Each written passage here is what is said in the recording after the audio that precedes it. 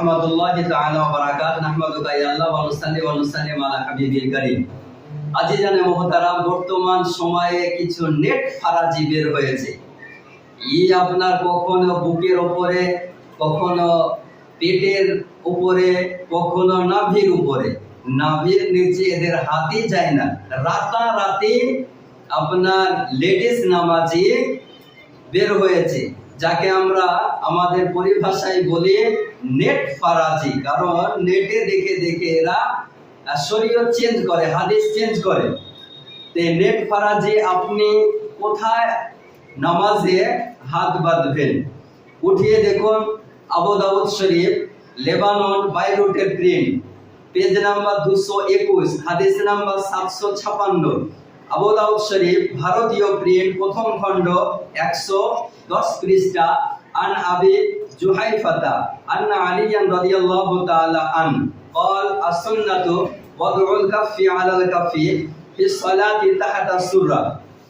অর্থাৎ আবু জুহাইফা রাদিয়াল্লাহু তাআলা আনহু হতে বর্ণিত, হযরত ইসলাম জগতের চতুর্থ খলিফা হযরত আলী রাদিয়াল্লাহু তাআলা আনহু বলেছেন, নামাজ আদায়কালে বাম হাতের তালুর উপর ডান হাতের তালু নাভির নিচে রাখা আমার মহানবী সাল্লাল্লাহু তাআলা আলাইহি ওয়াসাল্লামের সুন্নাত।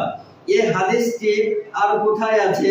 সুনানে আহমদ, হাদিস নাম্বার 914, দারেকুতনি, প্রথম খণ্ড, হাদিস পৃষ্ঠা নাম্বার 286। এবং এই হাদিসটি একাধিক মুহাদ্দিসগণ নিজ নিজ গ্রন্থে আনয়ন করেছেন। হাত বাঁধার 3টি সহিহ হাদিস রয়েছে। একটি হাদিস হলো নাভির নিচে হাত বাঁধা, এটা সহিহ হাদিস। আর একটি হাদিস হলো নাভির উপরে, বুকে নয়, নাভির উপরে হাত বাঁধা, এটাও সহিহ হাদিস।